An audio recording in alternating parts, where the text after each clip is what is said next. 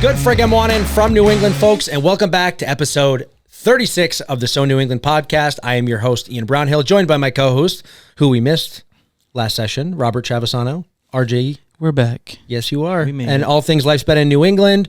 So New England podcast producer, Vinny Guarneri, behind the camera. Life's better. That handsome face. We really need to get you on camera.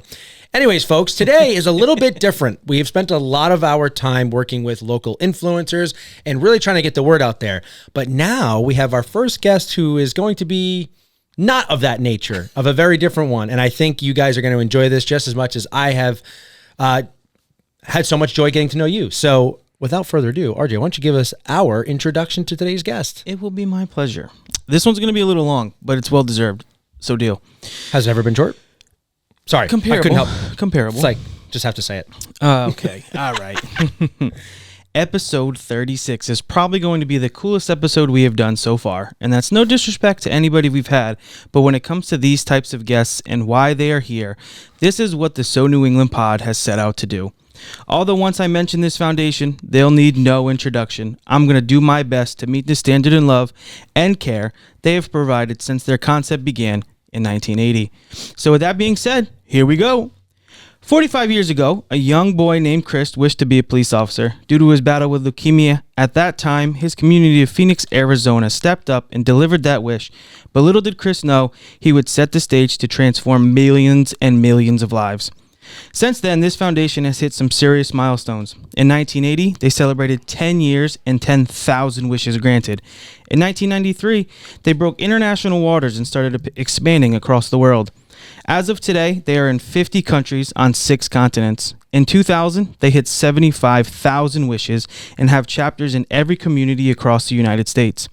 By 2010, they hit nearly 200,000 wishes across the world.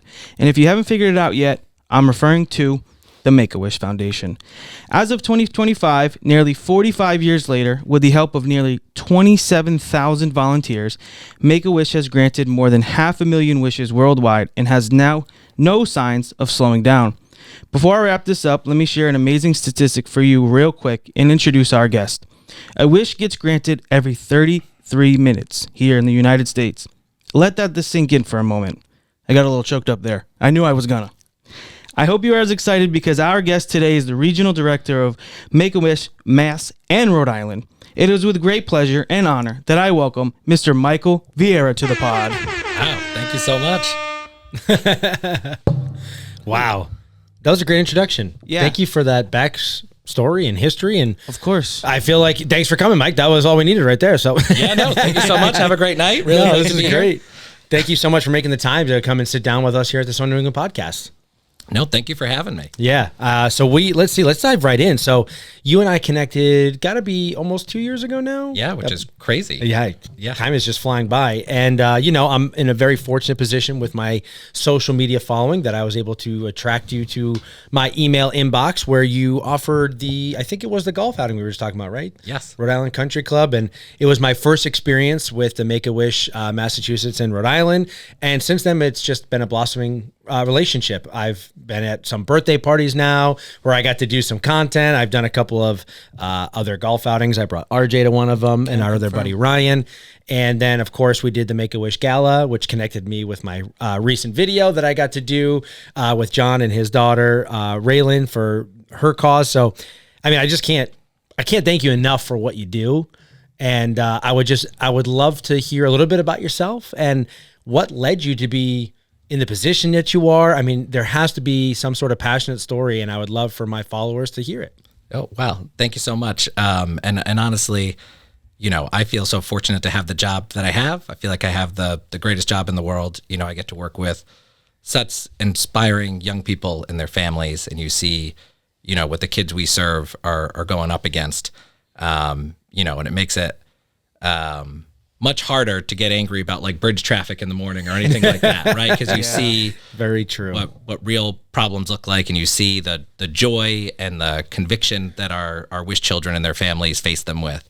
And then on the other side, I get to work with this amazing community of people that come around and support our wish children, and it's such a wonderful like lens into the world that I feel like I get to have, which is I have all of these conversations with people. And, the question is, how can you support our wish kids? And time again, people don't disappoint. Like when I reached out to Ian, and the response was, whatever I can do, right? Absolutely. Like whatever you want me to come to, whatever you want me to do, I will do it. And to see that just reminds you that there's such wonderful people out there, right? And the number of times that I've gotten to have conversations like that. I know you recently had Jared and Ashley on the podcast. Yep. Wonderful people.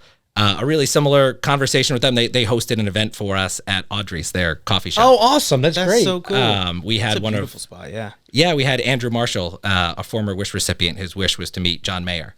Okay. And he went on, he did he did the voice. He was a contestant on there, and did really well. And he came back, and he did this like local performance for us, raising awareness and talking about his wish journey and the impact that it had on his life. And when I reached out to Jared and Ashley, because I needed a space, they're like, it's yours anytime, Right. It's those kinds of conversations where you see, the good in our community, and that when you ask people to show up for our kids, especially, here in Mass and Rhode Island, I feel like there's such a, we take care of our community spirit. We do. And you find that time and time again. But how did I get here was your question, which I will answer. No, that's okay. Go for it. We want to know all the details. So I'm born and raised here in Rhode Island. When I was young, my family was in Johnston. Then we moved to Coventry, graduated from high school there, went to URI, go Rhode Rams. All right, look at you. Had a wonderful experience there. I studied political science. I learned I was not very into politics, but I did love my time at URI regardless of that. I learned I was more into the college part of it than the political science part of it. Took me 4 years of studying that to realize I definitely did not want anything in that arena. And so I went on, I had a number of jobs on campus. And when I graduated, I went into recruiting students to come to URI, which was selling the university and sort of selling Rhode Island, right? Yeah. Which I love it. I love the place. I love the state, and I really enjoy doing. I would love to. I'm very curious to hear what that pitch is like, because I'm like, listen, I know there's nothing around. And we're in the middle of Wakefield, Rhode Island. And yes, the closest anything is 15 miles away, but this is a great school. That's the pitch. That's exactly the pitch. And then I went on and I did the same job actually for Roger Williams University down in your neck of the woods. Yeah, Bristol. In Bristol. It's beautiful. And I went into international student recruitment. So I did that for several years. I made it to just over 80 countries, recruiting international students and working with families to come here.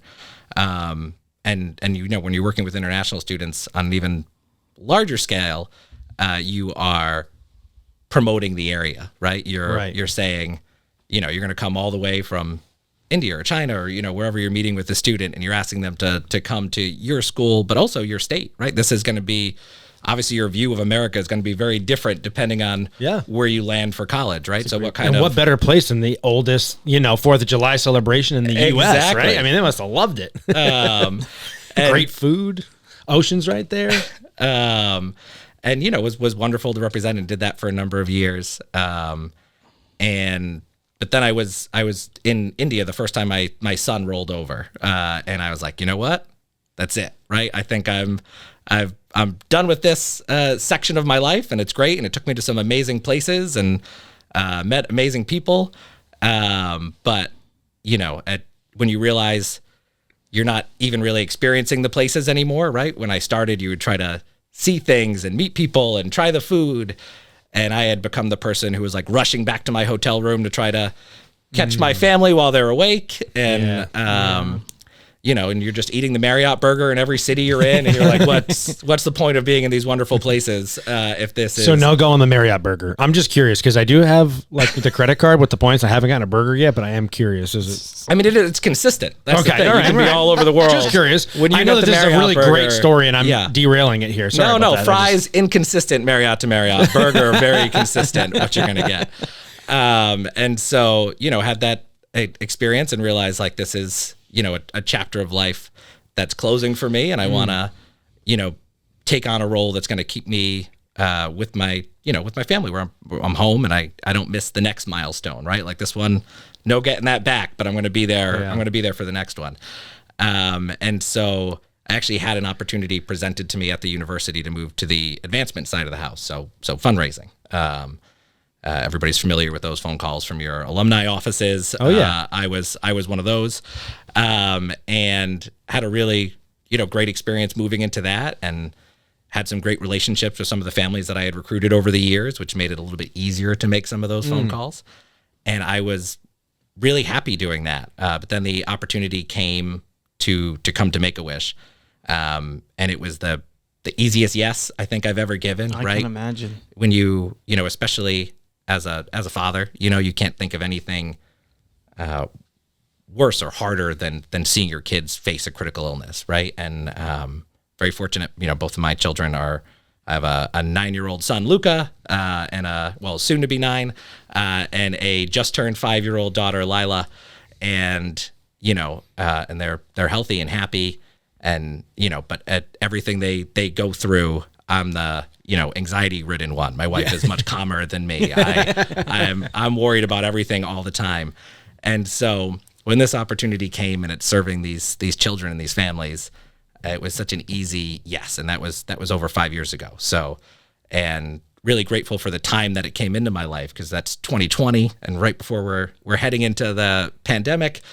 And again, as you're going through your own feelings about being shut down or locked in your house or wearing a mask or everything else that was sort of coming at people at that time span, I have this lens of working with these families and thinking, if these kids can face what they're facing and keep a smile on their face and continue to represent hope and joy, and this is what they're going through, right? And these kids who've done, who've been dealt a really tough hand, right? Yeah. The toughest hand that you can be dealt, and had sort of that innocence of childhood pierced. And when you meet with them, it's nothing but gratefulness. It's joy. It's looking forward. And it's such a, wonderful frame point to approach things. And, we here in Massachusetts and Rhode Island, so Make-A-Wish is set up, it's a common misconception that it's just one organization nationally, right? People will call my office and be like, are you in Arizona? And it's like, no, I'm in State Street. We're right here in Providence. And, just here in Massachusetts and Rhode Island, we grant almost 400 wishes a year for children battling critical illnesses. And in our more than 40 years have granted more than 10,000 wishes for children, again, just in our 2-state territory as an organization. Incredible. So cool. How inspiring it is to be connected to all those stories and families and have played, a small role in their journeys is a real honor, for the organization. And I'm honored to be a part of it. And so, we serve these incredible people, and there's wonderful people who work at the organization making those wishes come true. And so just to be a part of that team is really exciting, to come to work every day. And again, the people that you're surrounded by and their commitment towards making a difference and being there for our kids is something that is really easy to, get energy from and get you through your days. I would imagine. We've only known each other for a small period of time, but you're an exceptional gentleman, and I'm sure that your contribution in the last 5 years has made a tremendous impact. And the other individuals that you work with that I've had the opportunity to either golf with or meet with at the tables at some of these functions have just been wonderful humans that make me feel like I just need to be doing more, because there's no way, as you joke about that, I'm so upset about the Washington traffic when there's real problems going on, then, spending another 5 minutes honking my horn or listening to the radio. So, but that's incredible. What a wonderful journey and story that you have. And I will say, maybe you did political science, but if I'm going to assume here, seems like you just kind of wanted to help people all along. And, some people who go into politics think I can make a change in my community and a difference, and maybe it wasn't political, but I would say that you probably are leaving a much more important, lasting footprint. And especially in today's climate, I'm sure that you're probably relieved that you're with Make-A-Wish. No, and I should give some credit to the URI Political Science Department and the late great Professor Al Killalay, because that was something he really preached, and I think it is something that stayed with me. He ran a program called the Mentor Tutor Internship Program, of which I was the student director for while I was there. And he really preached, you have all these people who want to go into politics and have never done something to serve their community, right? And so it was a political science course, but it put kids into, or put, college students into classrooms to see what education, if you want to be sculpting education policy, right, you should go to a classroom and see what teachers are up against and what it's like to have a giant classroom size in front of you, or to, volunteer at a citizenship class, or, and so he really did make that connection between community and politics. And that is something that stayed with me. And I got rid of the politics side, but really happy, the university did certainly foster that community side as well. Wonderful. So I guess my first question for you about Make-A-Wish Foundation, so that my followers and also myself, because I've learned some of these things as I've experienced these wonderful moments with you, is what are some of the stereotypes that surround Make-A-Wish Foundation that you can kind of clarify? More importantly, I just want to go straight in, is not every child that you work with is terminally ill. Yes. Right. A lot of these kids who are getting these wishes and this support, they go on to lead incredible lives. And I've met some wonderful people. So I would love to kind of touch upon that, where that stigma comes from, and what my listeners and what other people can do to help break that, so that it helps people understand the importance of contributing regardless. No, thank you so much for asking that. Because I always say, Make-A-Wish, obviously, we're very fortunate. It's a recognizable name, and one that hopefully most people have a positive feeling or connection to. But that creates an opportunity where a lot of times people know just enough to be dangerous, right? Where you feel like you know something, and so you don't ask questions like that. And so, yes, the biggest one is that all of the children we serve are terminally ill, which is false. The children we serve are battling critical illnesses. So Make-A-Wish grants life-changing wishes for children battling critical illnesses, which we define as, kids between 2.5 and 18. 2.5 being sort of the point that we feel like a child's going to be able to articulate or guide us towards what their wish would be, and 18 obviously being the end of childhood. And so thanks to the wonderful advances in medicine over the years, the wonderful medical practitioners that we have locally at Hasbro Children's Hospital and Boston Children's Hospital, a vast majority of the children that we serve will go on to beat their illnesses. And there are studies that show that sort of the hope and joy that comes with a wish can be a part of that process, right? And different children and families will choose to have their wish granted depending on their treatment calendar or schedule, right? So some kids will do it sort of in the middle of treatment, and use it as an opportunity to gain some strength and get that time with their family and get back that piece of their childhood. A lot of children will choose to put their wish on the tail end of a milestone in their treatment schedule. So something to look forward to, right? As you're going through the hard days, that you're thinking about sandy beaches in Hawaii, or whatever your wish is, you have that image in your head of I'm going to get to this, right? And again, thanks to the wonderful, the medical, the heroes, the doctors and the nurses that we have locally and across the country. Again, a vast majority of our kids are beating their illnesses. Another common misconception attached to Make-A-Wish is that there's an application process. I think people think that we're like reviewing college essays for wishes. Every kid who is medically qualified within their age parameters, again, between 2.5 and 18, battling a critical illness, we grant the wish of all the children who are referred to us, and work to make those wishes a reality. So those are, two of the bigger ones. Another misconception is that every kid goes to Disney, and certainly Disney is very popular. It is wonderful for our wish children. So if we grant just under 400 wishes a year, about half of those wishes are Disney. Another 30% are what I would consider to be miscellaneous travel. So maybe you want to go to Europe. Maybe you envision yourself on the Eiffel Tower. Maybe you want to go to Hawaii. maybe like Raylan, who you met, you want to be the pastry chef at Pixar Studios.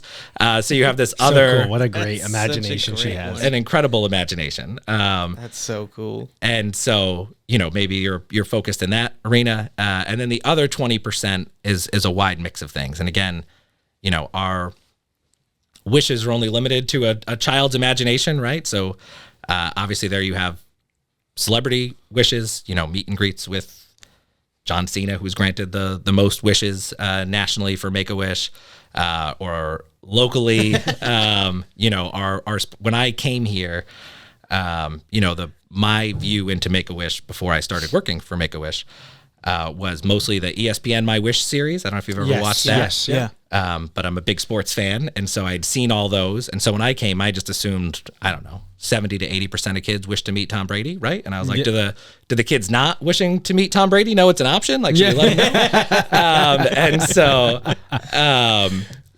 obviously that's a wish type as well. Kids will wish for puppies. It was very popular during COVID. Okay. That makes sense. You don't know joy until you've dropped off a puppy at a kid's house. Oh my God, I can only imagine. And I always get teared up when I watch those videos of the new family dog coming home and the kid just like sees it and starts crying. I'm like, oh my God. Anytime I need a good cry, I'll find a video like that. Oh yeah, easy. Because it's a good cry. It's a heartwarming felt cry. And so, we've delivered plenty of forever friends as wishes. And then there are things that you would truthfully never think of. We had a young 4-year-old boy named Alan, and his wish was to be a garbage truck driver for a day. And, all right, Alan. I like that. We had some waste management companies in Massachusetts that were very excited to be, on the wish granting side. Of that, we had JoJo, who wished to be a UPS driver for a day. And UPS actually built him like a little UPS truck for him. And it was an incredible wish. That's so great. That's awesome. So there are some really unique ones in there that you see. And we actually have wishes to give back too. Again, if you want to talk about, hope for a future, how incredible. This is making me feel like, geez, I suck. That's how I've. This kid's taking his Make-A-Wish and he's giving it back to somebody else. Like, good grief. Yeah, we had a young boy named Eric, and he was battling cancer, and his wish was to give back to the Home for Little Wanderers, right? I would think of everything that he was going through at that time, and a young boy, and you're facing critical illness. And, when he thought about what he wanted to do, he said, I have 2 parents who love me, and I feel so fortunate in life, and I want to use my wish to give back and support kids who have less. And so he wanted to wish it forward and support the Home for Little Wanderers in Massachusetts. We had Amelia, a young woman, and her wish was for she wanted to publish her own book. It was she at the event, right? I'm trying to remember. Wasn't Amelia She was at our Boston gala. So her maybe I saw the Boston gala information. I'm sorry to interrupt. I was like, okay, because I think I remember this vaguely, but it gave me time to remember what a book title was. I want people to look it up on Amazon and support it. It's Amelia Takes on Cancer, and it's actually an interactive journal. So she wrote it both with her experience, but there's like blank pages for kids battling cancer to write on their experiences. So it's sort of an interactive. It's a book that's made to be a conversation, and she wanted to create it as something to help, other kids battling cancer know that someone has already walked those steps before them and battled it and made it to the other side, and that they're going to as well. And so that was her wish. And where can you get that? Just so everyone knows, because that's cool. You can. It's available online. I actually looked today to make sure it's still Amazonable, so it can be to your house. Amelia in takes 2 on days. cancer. Amelia takes on cancer. Love it. And you can also get it. We actually did a wish unveiling for her and a book release party at An Unlikely Story in Massachusetts, and so you can still get it there as well. An Unlikely Story is actually owned by Jeff Kinney, who wrote the Diary of a Wimpy Kid. Oh, yes. And he's a wonderful supporter of the organization as well. Beautiful. That's great. So, again, another person who was, happy to jump in and get involved and helped put on this book release party for her at his space, which is a very cool if you want to support a local bookstore and you don't want to do the Amazon thing. An Unlikely Story is an awesome space, a great little local bookstore in Massachusetts. So people think, that Make-A-Wish grants a wish and is sort of out of the lives of the families that we serve. We stay with the families that we serve. We have a wish community that continues to present opportunities, and we want to stay a part of your life. We want to continue to be sort of a beacon for hope and joy for the families that we serve. What would you say was the hardest thing to learn growing up? Probably learning how to use, save, or spend money. You legit worked in banking, did you not? You're welcome. Are you still with Dime Bank, or are you too Hollywood now? Okay, rude, but yes, I am. Imagine your followers finding out you're with a Connecticut-based bank. Okay, first of all, they have a branch in Wesley, Rhode Island, which is where we grew up. So really, that's brownie points because I'm sticking to my roots. Second, I think everyone would appreciate that I'm with a bank that knows and understands their community. Their tagline is legit, community banking lives here. Hey, I'm not asking you to sell me on it. I've been banking with them for years, and they know me on a first-name basis. I'm just saying I'm surprised is all. I can see the headlines now. Mr. Anti-Connecticut actually banks with local community bank? Okay, you know what? Follow along with me here. They're FDIC insured, equal housing lenders, wicked friendly. They take care of all my personal needs, have expansive products to help all my businesses, offer lending across the board, merchant services. What more could I possibly want or need? And you know that I secretly like Connecticut, so... Oh, I hope you heard that, folks. Dime Bank is the reason Ian loves Connecticut. Okay, you're ridiculous. Funny story, though. You know how they have the mobile app with banking, Lifesaver, you can do all the deposits? Have you tried to teach your mom how to do the mobile deposit No. yet? I was teaching my mom how to do it, and she takes a selfie instead of the check. Visit dimebank.com to learn more. It's almost like the emotion of having the Make-A-Wish concept helps them get better. And it was just so cool how far it's come to the point where those are measurable things. To see that a young child knowing, just the concept of them knowing about Make-A-Wish, that it's possible, is going to help them in their journey. Can you talk about that? If that makes sense, did I elaborate enough to No, give you? so I had it, and then you started talking about those things, and I got emotional. there are studies and surveys, both with medical practitioners and with families of wish children, that they see, positive returns after they start the wish process. And so I think that's the power of hope, right? It's something to look forward to. It's, the kids we serve sort of had childhood taken away from them, right? And I see it in the amazing young people that we serve. When you talk to them, they are all so much older than they should have to be, right? They've all have wisdom beyond their years, and wisdom they shouldn't have had to earn, right? But they have gone through battles that people much older than them have not had to, and hopefully will never have to, right? And so you see that, and I think what we have the opportunity to do is give them back a little piece of their childhood, right? And to give them something to look forward to. And I actually, I believe it's not just the wish itself. I think to the children and the families we serve, it's really meaningful that it's coming from their community too. When you see who is, because childhood illness can be really isolating, right? You hear that from the families that we serve as well. You miss a lot of school. You're going against something that, again, a lot of your peers are not. A lot of times, depending on how an illness manifests itself, it might be something that takes you out of things like youth sports or those sort of collaborative things that bring people together. And so being a part of the wish process, you see the people who are supporting you are your neighbors, right? If you come to an event, you realize it's our neighbors that are there for us, that are supporting Make-A-Wish, that are making this wish possible. It's local companies, right? It might be the company that you work for.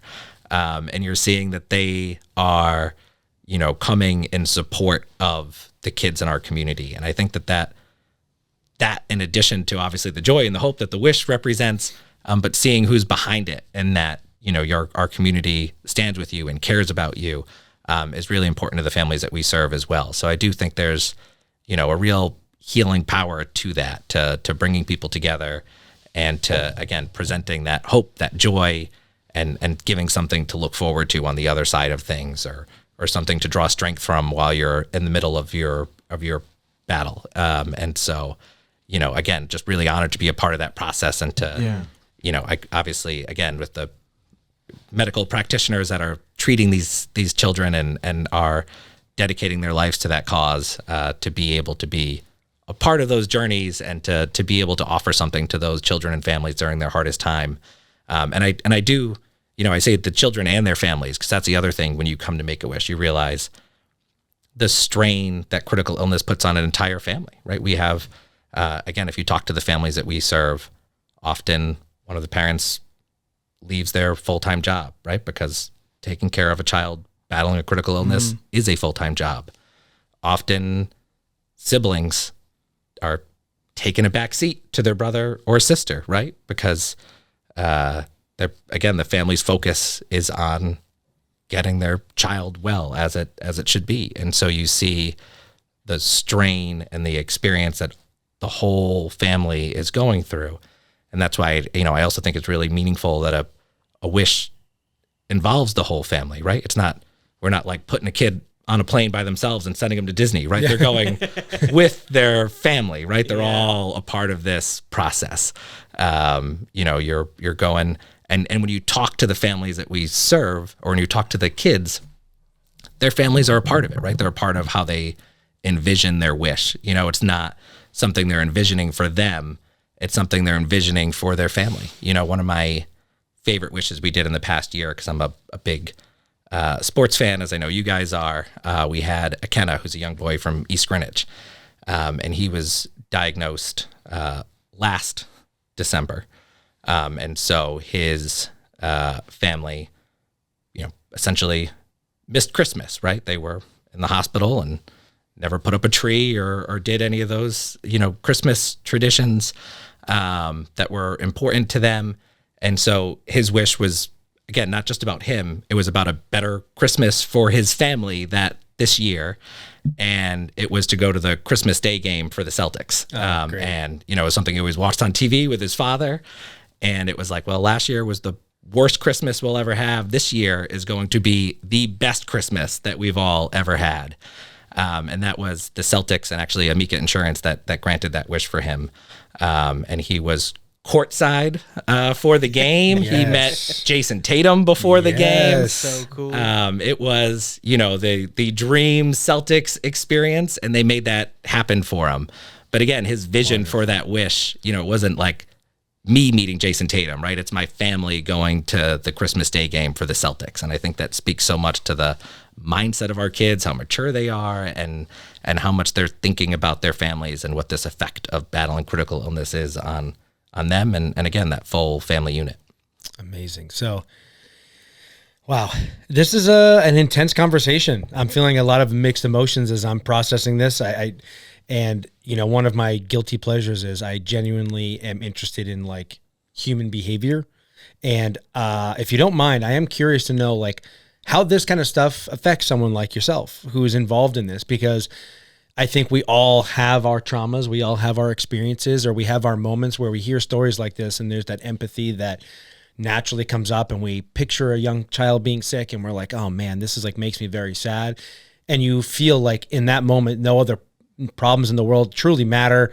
You're just thinking about this kid, but then it goes away quickly. It fades, because if it's not your personal firsthand experience, and then all of a sudden, like, we joked about already, multiple times, is that we go back into our own worlds and we forget about the problems of others and the things that are occurring around us. So I would, if you're open to sharing, I'd like to know like what kind of toll that takes on you, because do you just never feel bad about anything else going on in your world? Like, are you just like, listen, I have literally watched the embracement of, critical illnesses in children for 5 years straight and seen the warrior mentality, the courage, the strength, and all these beautiful things. But, do you stub your toe and still get frustrated, or no? Yeah, no, I mean, I would love to tell you that I'm, I've never yelled at anybody in traffic because of, but There are plenty of people who could call me a liar on that. So I'll confess I still give in to being frustrated or angry as much as anybody. But,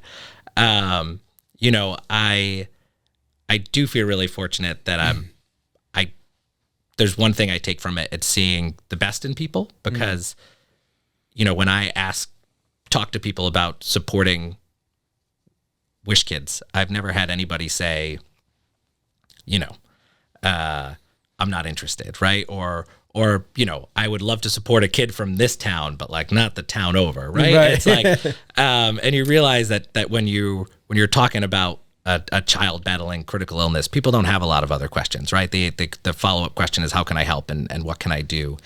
And I think, you know, like our larger media environment or the internet or, you know, would lead you to believe that people don't care about each other or that we're all, you know, a million miles apart. And I feel really fortunate that, again, my lens into the world is I meet with people and ask, you know, are you willing to help support our Wish children? And a vast majority of that time, that answer is just like when I met with you, Ian, you know, how can I help and what can I do? And, you know, I'll do whatever I can to support the kids in our community. And so that's the part I try to take home is that, you know, that view into our community and how much we care about each other. And, you know, I feel really fortunate to have that lens. And, you know, again, if you look at like the comment section of any post, it would seem like people are really brutal or you know, separated.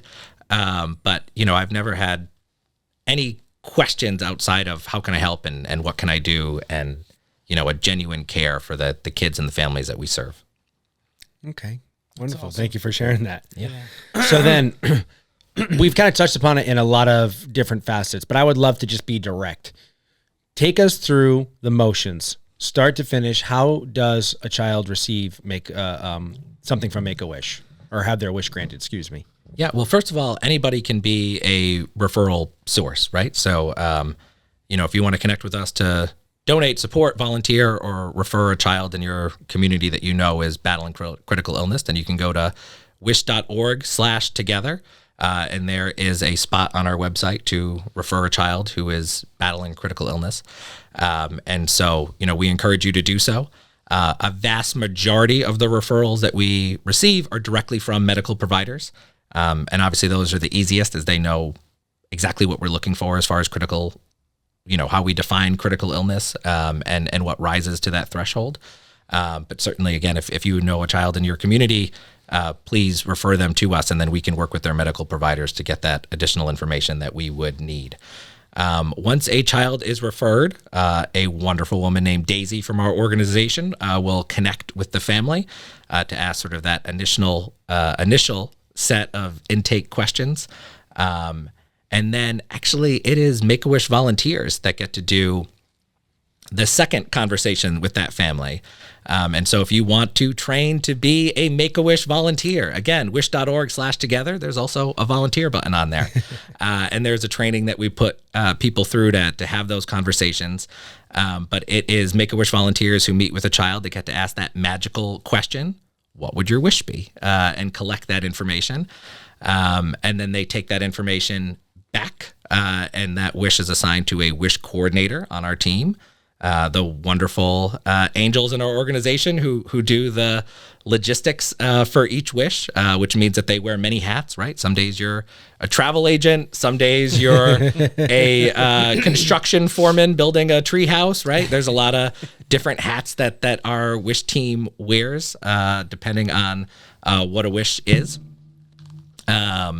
And so they're going to let you know if that wish is grantable, so to speak. And, you know, I take a lot of pride as, you know, somebody representing the organization that we have the reach that, you know, can't say anything, but almost anything is attainable, or, you know, any person, et cetera, that you would want to meet, or, you know, that there is a wide range, I should say, of things that we can do.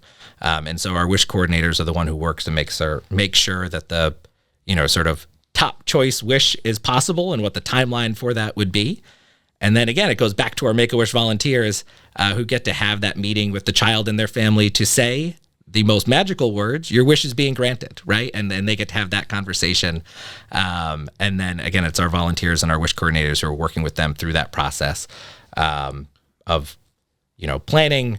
And again, depending on what you want to do, it's the and then question, right? It's your wish is to go to Hawaii, but what are you envisioning, right? It's like are you envisioning surfing in Hawaii? Are you envisioning not moving a muscle and laying on a beach in Hawaii, right?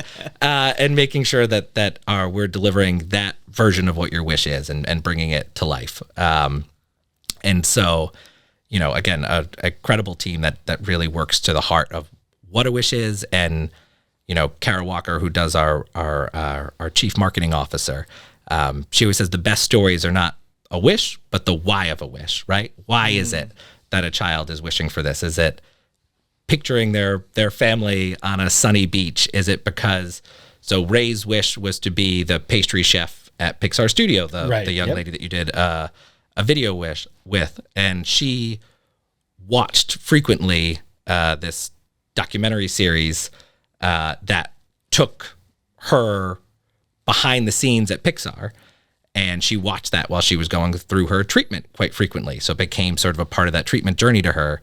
And she enjoyed baking with her grandmother, and she loved Pixar movies. And she thought, who has the greatest job in the world? The pastry chef at Pixar Studio, right? What could be better than combining your love of baking and, being where the magic happens for these movies? And so that was her wish. And so, again, it's not just what the wish is, but it's why are you wishing for it? What is the story behind, for Akena, who we talked about, it's not just because he loves the Celtics. It's because a part of his journey and experience was, this stolen Christmas that he was able to provide back to his family tenfold over with what I hope will stand out in the family legacy as one of their greatest Christmases for years to come. That's so cool. So phenomenal. Okay, so let's get into the nitty gritty aspect of it. Donations, fundraising.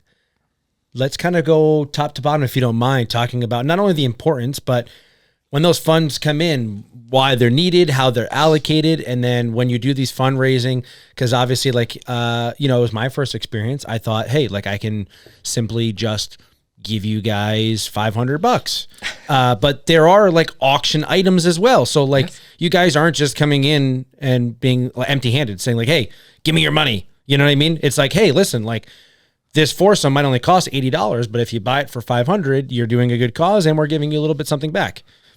I'm using that as an example because that's what I did. So we have a foursome, by the way. I paid you $80 for that. But I would love to just kind of talk about the importance of it, and then kind of explaining how everyone can get involved, because some people just, the truth is they're not always going to make it to these events, these galas, but they can still get involved. So let's go through the whole fundraising process, if you don't mind. Yeah, of course. So first of all, sometimes I do just say, give me your money. Yeah. And I never feel bad about it because I know what it's going for towards, a good cause. right? It's, I am never feel guilty about taking $1 from anybody because I know what's on the other end of it, and I see the smiles that your support goes into creating, and I see the struggle of the children and the families that we are serving, and so I think they deserve the world, and I'm happy to be again a small part of trying to deliver it to them. So for fundraising options, yes, you can go on our website and you can donate there. We also accept airline miles. So if you are traveling for work and accumulating a lot of airline miles, I know when I used to travel for work, I had more than I knew what to do with. I wish I could have gotten some of those now. But if you're in a position that you're spending a ton of your time flying around the country or the world and accumulating miles, you can donate those to us. We have wishes that are granted directly through donations as well. So tree houses that are built by local construction companies like Bentley Builders or Gilbane Construction. That was really cool. That donate their time and talent to be able to build tree houses for wish children. So, there are those sort of direct time and talent donations as well. And then we do have a number of fundraising events coming up this spring and throughout the calendar year. So if you are going backwards into the So New England podcast catalog and are listening to this, a year from now out of date, still check the calendar. We have events all the time. But coming up this spring, we do have a number of golf tournaments here in Rhode Island on May 19th at Rhode Island Country Club. We have a Make-A-Wish golf outing in Massachusetts. We have on June 23rd at Salem Country Club. We have another golf tournament. We also have 2 events that we call our Wine and Wishes events, which are really cool entry point events to our organization. I would say they're really good, sort of like open the door fundraiser events because they are, ticketable. You can just buy a single ticket as opposed to, being a sponsor or, at a golf tournament, taking a foursome. And those are, they have food, they have drinks. It is sort of like a cocktail hour format. And then we do have a program there where you hear from one of our Wish families and get to hear the impact of our Wish. So those events coming up are May 1st in Boston at the PwC offices, who are graciously hosting us. Thanks to our board chair, Tim Grady, who's helping open the doors there at PwC for us. And then on June 5th here in Rhode Island, we will be at the Guild in Pawtucket, which is an awesome space. They are great hosts for us there. If you haven't been to the Guild, we've been. Make this your chance to come I think we on went up. once. It's a beautiful place. It's a very beautiful place. Yeah, it's a great spot, and they are wonderful hosts for us as well. So those are all events that people can attend. And Ian, as you point out, once you're there, you can continue to support through. We always have silent and live auction packages. We try to get some unique things for people to purchase in support of our Wish children. So there are a lot of different ways to support the organization. That's awesome. Depending on, I would say, like wherever you are, right? If people have time to donate, we are heavily volunteer driven as an organization to be able to reach the number of children and families that we serve. If you have no time, but you have some money to give, we'll happily take that off your hands as well. So, we can meet people where they are, and there are a lot of ways to, tap into this community, and be a part of it. And our chair here in Rhode Island, Bill Laning, who is, a wonderful community member and is so committed to our Wish children. He always says, as an organization, you're going to get more out of it than you put into it. And I truly believe that, as somebody who is fortunate enough to get to spend, every day sort of engrossed in this work, whatever you're able to put in, you're going to get 10 times that out of it. And hearing the stories of our Wish children and connecting to these children and their families and, seeing these examples of strength in our community. So please come on down, join us at one of our events. And then going further into the calendar, I won't throw any more dates at you after this, but then November 1st is our annual gala as well. Yes. At the Waterfire Arts Center. And that Beautiful event. And that I sort of think of as our, biggest opportunity every year to put our mission on stage and have people hear from our families, and to thank those that are supporting us and to sort of put that community in one room. Which is, also really wonderful. I mean, it's so great to look out over that room and see the huge community of people that support us day in and day out. Wonderful. That's so great. Yeah. So listen, New England is, okay, he's being really nice. I'm not. Don't buy your Dunkin'. Don't buy any of your other stuff. Donate to the kids, for Christ's sakes. What are your top 3 least favorite chores? Ooh, that's easy. Laundry, having to fold the laundry and then trying to put that laundry away. So the whole laundry process. Yeah, I'm truly convinced that my dryer eats my socks. I wouldn't doubt it. But this wouldn't be happening if you would just sign up for Happiness Laundry, like I told you. You tell me a lot of things. That's fair, but when it comes to wicked convenient things like this that can save you time, you should listen. I'm vaguely remembering this now. Yeah, there we go. You take your dirty clothes, you put them in the provided bag, and then schedule a pickup through the app. Leave it outside for them to grab. You remembering all this now? Yeah, but I don't need it every week, nor do I need another subscription. You don't do your laundry okay, you know what? It doesn't matter because you can customize it with any day that you need, and there's no contracts. You don't have to worry about a subscription. But what happens to all my clothes? What do you mean? You think they're just stealing your undies? They bring it back washed, dried, and folded right back to the place where you left it to begin with. 24 hours later. Fast, professional, convenient. The only downside is I can't seem to convince them to put it away for me as well. Yeah, but you know me, I'm picky. I like my laundry a certain way. Again, Sassy Pants, you can go online or in the app and customize the detergents, temperatures, and how you want it folded. This kind of sounds like you're promoting them right now. That's because I am. All listeners can get 10% off their first bag on us. Just use promo code SONEWENGLAND. That is SONE now. Wow. That's amazing. Amazing. Well, thank you very much for giving us all of this very useful information, for giving us a better in-depth look of everything going on. Now, I want to do a little bit more about you, if we can, because I would like to have you answer some of our So New England segment questions. Let's go. Just to clarify, Vin absolutely hates that I call it the So New England segment. He's not one for jingles. Working title. He just takes it out. Okay, so there are 6 beautiful states here in New England. I would like for you to rank them 1 through 6, if you don't mind. I would love to. One spot, easiest. Beautiful Rhode Island. Okay, there we go. We do need some street cred, so thank you for that. And I dare anybody from the other New England states, you come down here in the summer, you start out your day. Let me give you your day. Oh, okay. Ooh, Mike's ready. You go to Ocean Mist for breakfast. You sit out on the deck. Love it. If you're capable of not being happy there, I got nothing for you. You go down to East Matunic State Beach. Yep. You enjoy the sand, the water. Go back to your hotel, Airbnb, wherever you're home, shower off, head to the Matunic Oyster Bar for dinner. Wow. If that's not a day that puts Rhode Island you're in one spot. I don't know what is. I love that. So We're going to have to do that. Strong this case summer. for number 1 right strong there. case for number 1. That's our most... You just made me want to move there, and I live here, and I don't do any of those things. Maybe that's why I'm so grumpy.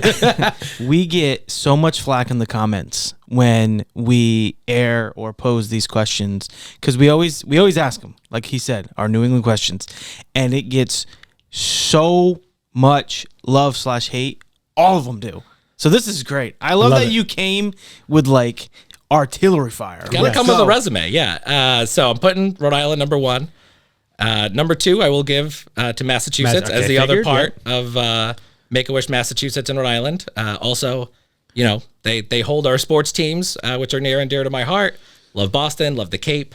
I'll give them a 2. All right. In the 3, this is where it gets dicey for me. Ooh, okay. I could put Connecticut down on the bottom. That's unquestionable.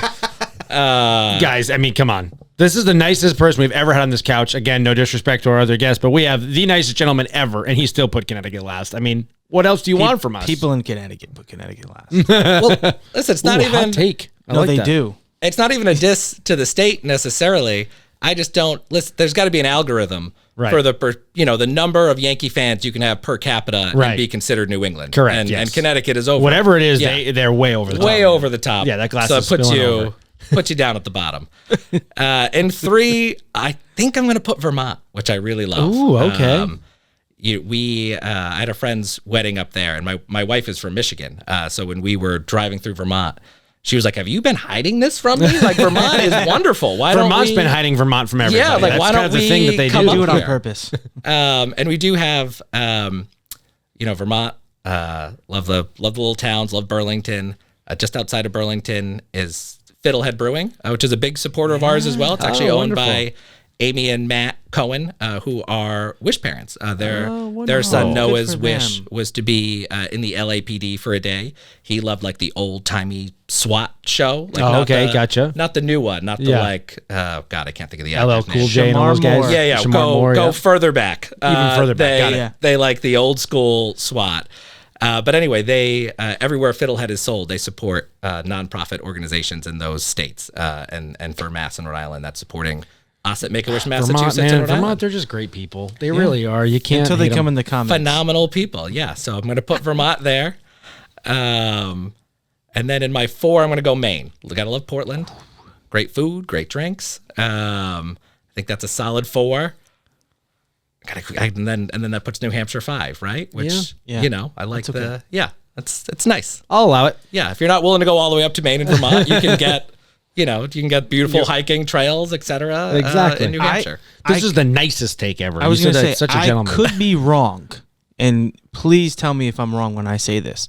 You too, and you too over there. You might be the first person who has spent enough time to actually give an honest ranking of all 6 states. Because for what you did at URI and Roger Williams, you've traveled. Right. Yes. Most people, because I'm like that. I have Rhode Island at number 1 because I haven't spent enough time in Vermont or Maine or New Hampshire to have an opinion. Literally anywhere but Rhode Island, Connecticut, honestly. And some Colorado, but. Well, no, I've been up and down it's just Rhode Island. Carolinas, baby. You already knew. You were like 3. Stop making 3 to 12. 13. North Carolina. Ding, ding, ding, ding, ding, ding, ding, ding. Okay, so that leads us to our next question. Guess I was Although right. I'm curious where we're going with this. I can't Only wait for this because you already talked about Matunic Oyster Bar. So if you were going to put together your perfect New England meal, what would it be? Oh, that's a great question. Perfect New England meal. Well, I remember. Do I have to pick like one thing, or can I eat? You can eat whatever. I mean, this is whatever your I'm meal. eating Listen, while I'm down I'm at not the going to table? judge you if there's 10 things on your plate. You go breakfast, for it. lunch, dinner, Your favorite New snacks. England foods. Because I can eat probably more than I should. So if we're doing favorite New England meal, Yeah. I got to go a lobster roll, hot buttered. Oh, hot buttered. love that. Hot and buttered. Bang. 100% of the time. Yes. Yeah. You don't need to drown lobster. Only in thing mayo. Connecticut's good for. Yeah. That and pizza. But They did give us that. And Yes. for that, I am grateful. The hot buttered lobster roll is the superior lobster roll for sure. I'm a big fan of specifically the tuna dish at Matunic Oyster Bar is phenomenal. If you want some fresh New England seafood.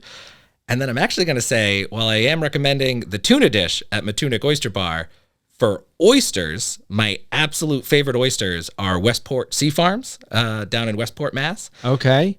I don't know that one. Also owned by Wish parents, Kristen and Curry and Fennelly, who are also URI alumni. Wonderful.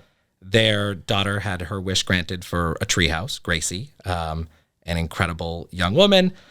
She drew a drawing of her dream treehouse with her 2 sisters and her parents and, brought that to life. But if you're going for oysters, if you're an oyster fan, Westport Sea Farms is phenomenal. And I'm not just saying that because Kristen and Karen are wonderful people, which they are. I believe it. I believe both statements, that they're wonderful people and that they have a great oyster farm. Phenomenal oysters, phenomenal little restaurant there. Another place you can get a lobster roll. They'll give you your mayo or hot buttered option. So check that out. Put it on your New England seafood list. Tell them Mike sent you. Yes. So I'm putting that on there as well. And then if I'm adding, I'm gonna keep going here. Keep going. This is your dinner, not mine. I'm already Although salivating. I am hungry now. I am salivating. I'll just add in 2 things. I gotta go some Portuguese sweetbread. Ooh, nice. Never fails. I got to do, a Portuguese. I am a Vieira, so I got to do something in the Portuguese arena here. So we'll take the sweetbread, which you can get right over at Fall River or New Beige. Fall River, New Bedford. Get Silver Star Bakery right here in Providence is a phenomenal one. And then I'll round it out with the sausage sandwiches from behind Fenway. Right, that's got to be somewhere on your top food list for I mean, That's an experience. Yeah, it's an experience. Yeah, that's it's love gotta be it. a top. That's phenomenal. Top New England culinary experience has got to appreciate be. the delicacies that you are putting together. This Right. is a this is a dish that came I with wish I could have receipts. right now. You're not going anywhere after the meal. You're No, down. You're down for the definitely count not. after this. But this Going home is to take a nap. yeah. Those are my top New England specific food choices. I love it. Okay, so you are a big sports fan here in New England. So I got to hear it. Give me your sports teams in order. Okay, this is All of the sports, because I mean, we have a lot of there's a lot of up and coming sports. We have our own rugby team now. Yep. We also have some women's hockey teams that are making an impact. Yeah. Some middle of the ground. I don't know what you call it, but like football teams, both men and women. There's a lot of stuff going on right now. So, and hey, listen, it's Hold on. important because all of these companies and businesses, Also- might be involved in Make-A-Wish. Don't forget.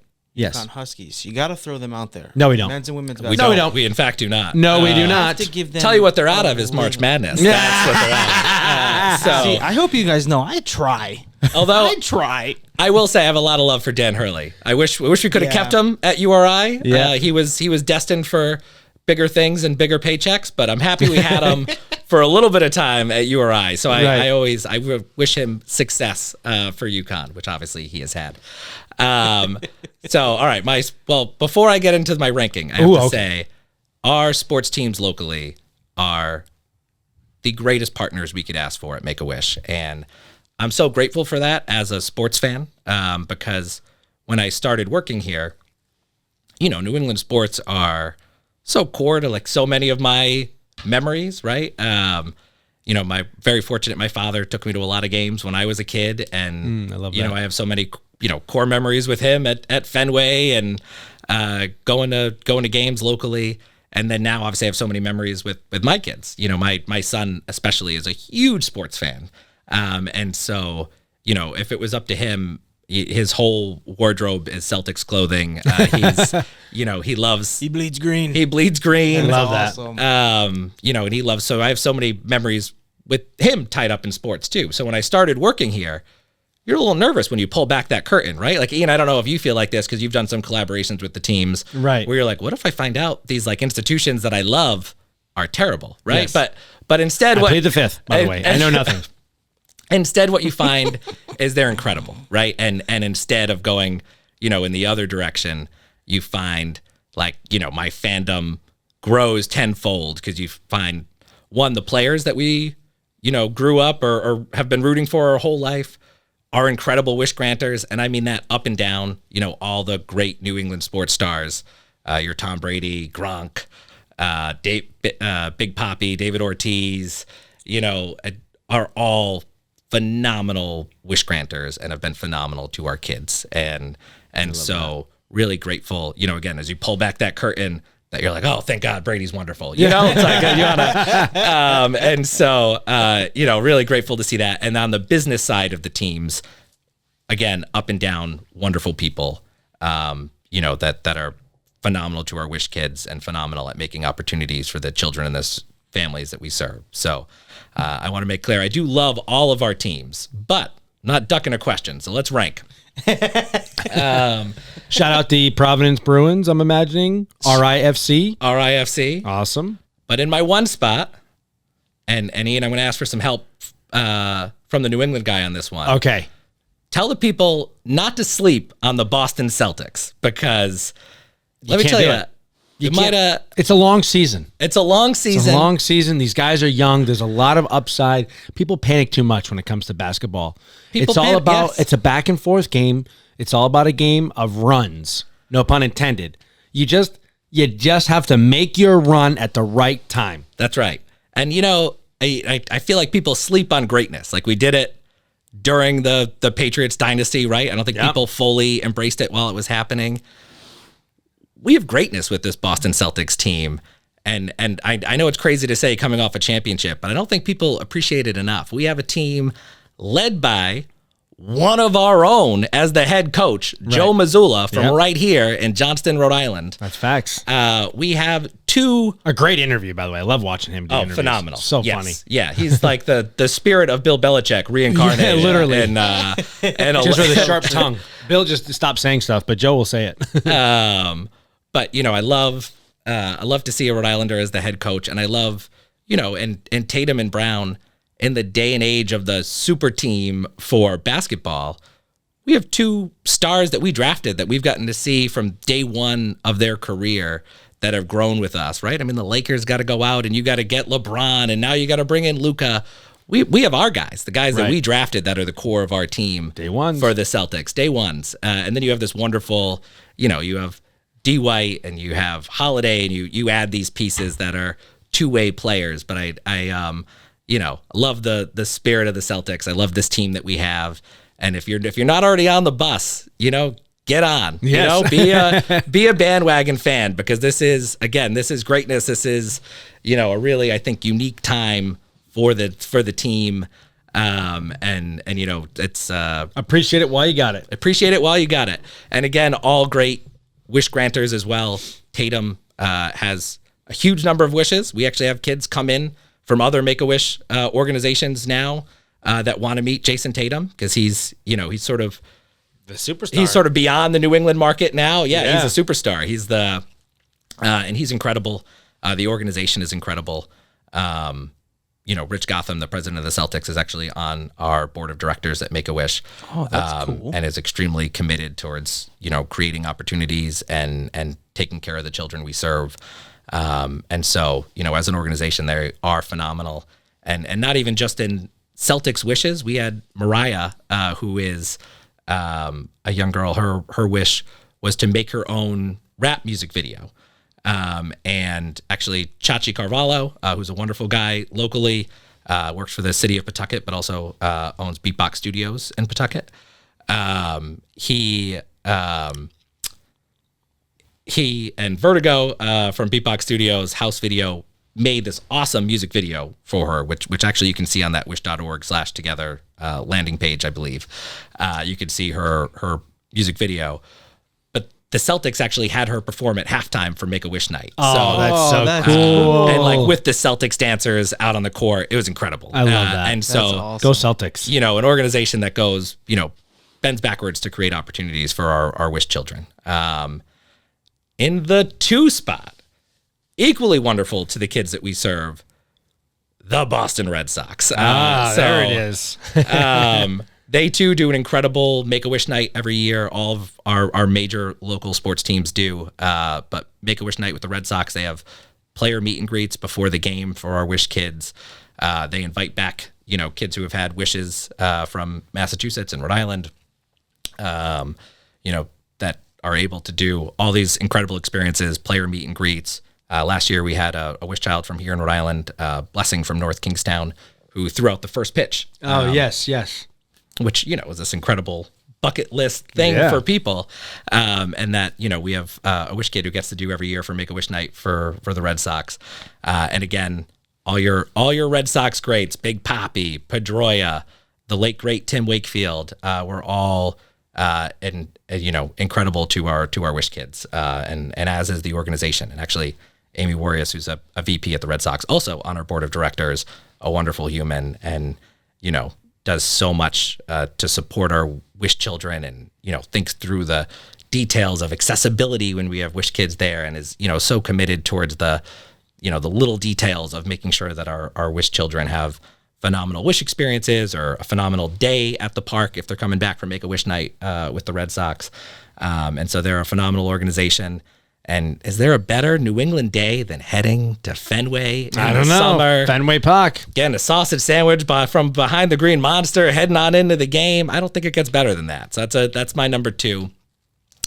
And number 3, we got to go with the New England Patriots, right? The greatest dynasty Ever. in sports. In sports history. Except maybe the Celtics. Yeah. So we'll take it. Yeah. You can choose whichever Boston team you want as the greatest dynasty. We're just the best city. Just the best city. Best city when it comes to sports. I know. I think people take it for granted how good we were for so long. That's it. Yeah. Because now it's hard. We joke about it because we're like, when's the next Tom coming? And it's like, he's not. Just waiting He's probably patiently. not. It is sad that I have a hard time convincing my son that we were the best team in football. Like whenever we're watching games. Well, he's what? like, You said he's 9? Going on 9? So he missed it. Like we're just watching the games, and he's like, they were good? ? And I'm like, they were the best. Kid. Yeah. He's seen all the old highlights. He's the Julian Edelman catch in the Super Bowl against the Falcons. Greatest catch in NFL history. I argue this all the time. History. Everyone thinks I'm crazy for saying that. I think it's the best catch in history, but yeah, I always have to go into like the YouTube highlight reel to be like, look, see how great you were. I'm your father. You'll listen. You listen. Look at this. So then where does that land the Bruins? We've got Celtics, we've got Red Sox, Patriots. So was Bruins next? So, and again for the Patriots, Brady and Gronk, 2 of the best wish granters. Oh yeah, ever. If they're going into the Hall of Fame for the NFL, they're also in the wish granting Hall of Fame. Gronk spends an incredible amount of time with every kid who wishes to meet him, and he always Gronk does it activity based. So like he'll play video games with a kid or go bowling with a kid. Oh, I love that. And is absolutely incredible. Now, if the Patriots can just sign a wide receiver 1, Yeah. that would be great towards So we can just kind of get back into the Make-A-Wish thing. yeah, if we can just move up, I think, if you sign a actual target I've for heard Drake wonderful May, things from people at the organization that say Drake May is a pure gentleman and a lot of fun to be around. So, we just need to him have a winning season. You'll get some wishes granted. get very some Drake quickly. May wishes. Yes, yeah. absolutely. No, and I'm excited about Drake May. Like I say, if we can just get him a wide receiver, that would be Well, wonderful. somebody. We're going to put this man back on the field. That's right. Take Come him on out of out there. retirement. Take about 4 steps, both hamstrings gone. Right off the butt cheeks, right out of the knees. So after that, I will go. That puts me in my 4 spot, right? I'm in the 4. We'll go Bruins, but I'm going to go a tie here between the Boston Bruins and our local Providence Bruins, right? Oh, okay. I mean, we gotta show some love to our minor league team. Yes. Here, and both again incredible to us. We did a Make-A-Wish night with the Bruins and Bergeron, Marchand. They're players who we had a number of kids who we brought back that night who had their wishes granted previously. So our wish community, is our community that continues to serve wish children. And so these wish community sports nights that we do are sort of great pieces in the calendar year to bring back together our families. And when we did it with the Bruins, we probably had, rooms of 20 plus wish kids and their families. And a different player came into every room. I was in the room that Marchand, Marchand, who's now a Florida Panther, but it's separate. But we were in the room that Marchand came into. And I remember he started going around the room and he's, getting down on one knee to be eye level with the kids. And he's answering every question they have. He's taking his time. He's signing whatever they want. He's spending so much time with each kid. And as much as I'm enjoying seeing it, there's like that voice in the back of my head who's like, is the kid at the other end of the room gonna get ripped off here? You know what I mean? Yeah. Like, is someone gonna come in and tap him on the shoulder and he's gonna be like, I do have to go, and, but no, he spent, he acted like there was nothing else on his calendar, nothing else in his life. He spent a ton of time with every kid working his way around the room. And that's incredible. Which was awesome to see. Adds to the sadness to know that he's a Florida Panther now. I know. And it was, again, it's somebody who's known for, fighting on the ice and being, but like off of the ice, just this incredible human. Bergeron, same thing. When Bergeron retired, I remember thinking to myself, there is nobody we have left in New England that represents like the true grit of like a New England player. And then it like hit me when he named him captain. And I was like, boom, that's him. Marchand. Yep. Marchand was the perfect, like if you wanted to put what a New England player is, it'd be a picture of Marchand. Yeah. Well, now for me, it's D White, right? That's your two-way, lose your teeth, keep on playing in the finals. Now, but yes. for going all sports.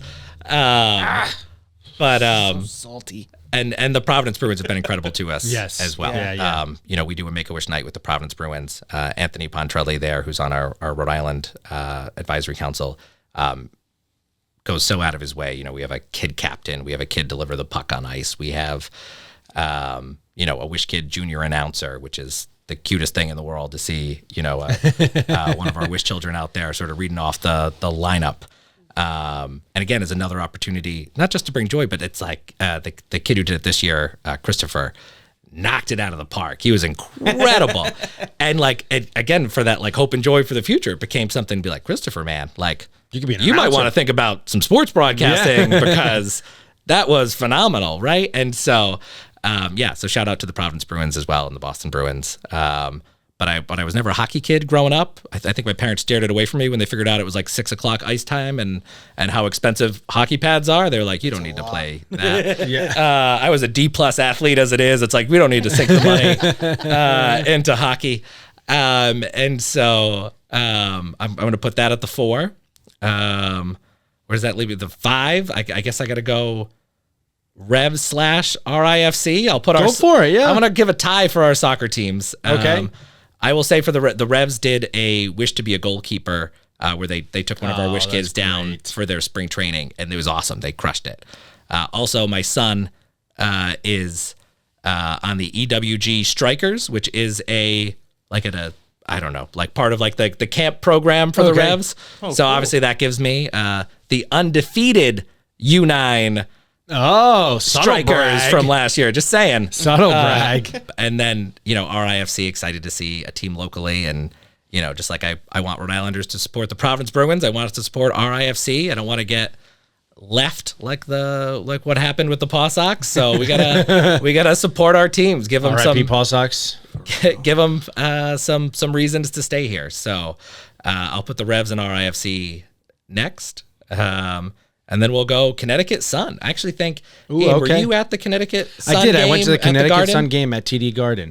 Which I was at as well. The sold out. It was packed. It was awesome atmosphere. It was a really cool time. And great basketball. I took my son to that. And, was great. And obviously I want to raise him to support women's sports as much as he supports men's sports. 100%. And, it was an awesome atmosphere there. The game was great. We got the W, which is great. When you take your kid to a game, you always want them to win. Right. Always. It was very we did the Celtics Pacers this year. It was like his big Christmas present. We went on December 29th, and it was not a very good game. Not a very good game. Halbert had like 30 plus. It was like that. It was the game where we just there was no semblance of a defense whatsoever. They Love just that. Which is very unusual for our Boston Celtics. But anyway, so I'll put Connecticut Sun there because that was an awesome game, an awesome experience, and another one we're gonna support. I have not seen them at Mohegan Sun. I've only seen them at that game at the TD Garden. Gotcha. Mohegan Sun is great too. It's a really good atmosphere. I know that they're pushing to try and get them into the Garden, but. Yes, yeah, I've heard, or to bring another team in. I've heard that for Boston, Massachusetts might get its own team, but regardless, be even cooler if they got Caitlin Clark. It's not hard to convince me to go to Mohegan Sun, so I'm happy to go there to see them as well. So, so that would be my next spot. And then awesome. And then after that, that's as far as I can go. Everyone's I don't know. a tie. That's all right. Everybody's a tie after that, I assume. Yeah. All right. So then, last question for New England. If you were able to add another area, region, state, country, continent, well, maybe we'll just stop at country, not continent. Well, he's been to a lot. I was going to say, but you've been to a lot. So if you could add another state or country, city to New England, which includes its weather, traffic, travels, people, what would it be? Okay. So I'm going to take the low-hanging. My wife is from Michigan. Okay. And so, we have a lot of friends and family that we love in Michigan. Gotcha. So I'd love for them to be part of the New England family. Gotcha. But moving out of my own selfish reasons, they got the resume, people. Let's think about it this way. First of all, Ian, I know your answer is Florida. Yes. I'm thinking like Michigan is pretty much just like New England, right? Did they fix their water situation yet? Because I feel like that's a deal breaker. If you've never shoveled a driveway or a walkway, I don't think you can be a New Englander. I think you're out right there. Well, that's why I chose Florida, because that's literally all retired New Englanders. That's true. That's true. They've got it on the resume and just moved on. And it's like South Americans, and it's all the South Americans that are really like tough as nails. So I'm sure that they could handle. Oh, so you've thought about your resume too. That's a good case. It's not just about the palm trees and the culottes. I thought you were just taking year-round golf, but that's a good Florida pitch actually. Gators. But your Michigans, you got the Four Seasons. You got great people. But here's where we're going to get into the heavy case, right? Yes. This better be a good argument. You go down to Grand Haven in Michigan. No idea what that is. It's just a mini Newport. It's okay. So you've got a little Newport there. That's not winning us over. We're not Newport folk. Grand Rapids. Very much a Providence-like city. Similar size. Sounds like you're just bringing more bad weather. We're bringing some bad weather. We're bringing a lot of snow. It's lake effect snow too. Something with the lakes. Yeah. Vetoed. Don't bring meteorology into this. I can't. You've traveled all over the world and you want to bring an even colder place here, Michael? Come on. All right, let me bring out my closing argument. Okay. Let's go. I'm going to go full lawyer here. Don't say the Detroit Lions. No, absolutely not. No, actually, almost the opposite. So, before every Super Bowl, they come out with those maps, right? And it's like who's rooting for who. Yes. And at the end of the Patriots Dynasty era, where everybody else in the country was haters and was done seeing us win, that whole map, if we were playing the Falcons, it was all Falcons. And then you had this little sliver of Patriots here in New England. You know who rode with us? Michigan, because Brady went to U of M. Michigan, we ride it dawn. That's you have right. won us over. Come You on, ride with us. We ride with you, Michigan. See you at Ann Arbor. Bring all those manufacturing companies. Bring over 8 Mile. That's right. I could do a little B-Rabbit. No, I'm not going to get into it. That's not this. This isn't the episode for me freestyling try 8 to Mile judge right me, now. fool. But you just don't know what I can do. Okay, we'll do this after. So if you were rooting for New England in the Super Bowls because Brady was a U of M grad, Hell yeah. then you know what? You get to be a part of us. So I feel like that's True. That's it. That's the closing argument. Michigan. Oh, this has been absolutely amazing. I love that we've had the opportunity to sit down with you and have you express all of the wonderful things that your organization, Make-A-Wish, Massachusetts, and Rhode Island, oh, I wish, Make-A-Wish, Massachusetts and Rhode Island is doing for everybody. Is there any other thing that you would like to kind of state or note or let anybody know about things coming up? Anything in general that you haven't had the opportunity to say yet? No, just thank you so much for having me. Yeah. If you're listening and you want to plug in and support the kids, I'll say it one more time, wish.org/together. Tons of ways to support, tons of ways to get involved. And we have some incredible young people that are a part of our organization. And so it takes a lot of wonderful people to make just about 400 wishes happen a year here in Massachusetts and Rhode Island. A lot of donors, a lot of volunteers, a lot of supporters. And so, there's room in this tent for everybody. Yes, so, there is. Hell yeah. So if you're listening, please get involved. And, I know, Ian, there's such a joy to the work that you do and what you put out there, which is why we, initially reached out to you because, joy is such a big part of our brand and what we represent. And, you scroll through your page and it's joy coming at you from everywhere. And so if you're a fan of Ian Brownhill, if you're a fan of his work, if you know that joy and love of New England that shines through everything is something that spoke to you, then support New Englanders, support our kids, support us at Make-A-Wish Massachusetts and Rhode Island. Awesome. I love that. And loosely translated to New England is open up your pockets, you cheapskates, and help the damn kids. Michael, thank you very much. That is going to conclude episode 36 of the So New England podcast. Please remember, folks, life's better in New England.